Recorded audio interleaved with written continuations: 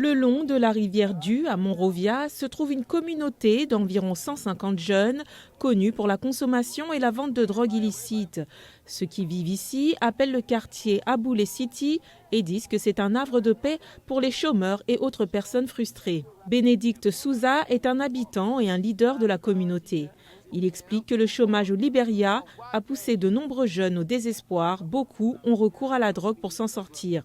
Aboulé regroupe toutes sortes de pratiques. On y trouve des consommateurs d'alcool, on y trouve des consommateurs de drogue, on y trouve des consommateurs de cigarettes, on y trouve des consommateurs d'opium, on y trouve des consommateurs de couches, tout le monde.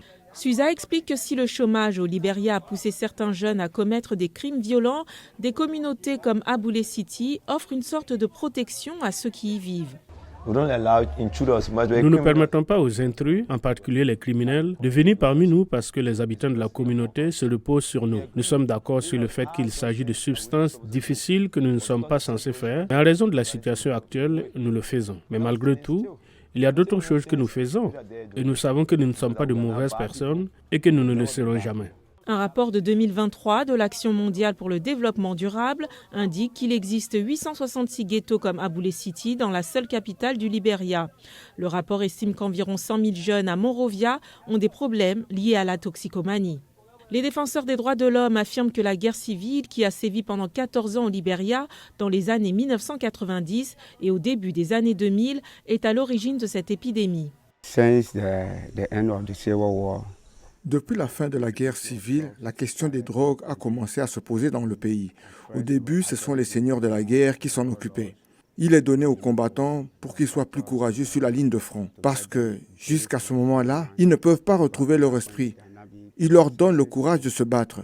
Après la guerre, c'est devenu un commerce important au Libéria. Le Network for Empowerment Progressive Initiatives est une organisation à but non lucratif financée par des donateurs qui a utilisé des thérapies traumatiques et des thérapies cognitives et comportementales, TTC, pour aider plus de 500 anciens enfants soldats à s'adapter à la société après la guerre civile.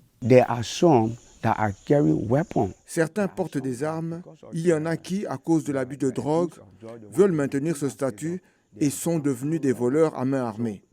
Donc, sur la base de nos entretiens, nous essayons de nous occuper de ceux qui constituent un plus grand pour la communauté. Toxicomanes sont admis dans le programme pour 8 semaines où ils reçoivent des conseils et des thérapies qui incluent une formation aux compétences de vie et un soutien à la réinstallation. 314 jeunes toxicomanes sont diplômés de la première promotion de NEPI en août. Ils ont reçu un soutien financier pour qu'ils puissent se réinsérer dans la société. Avec le soutien d'anciens enfants soldats volontaires, ils espèrent s'attaquer à la toxicomanie au Libéria au fur et à mesure des graduations.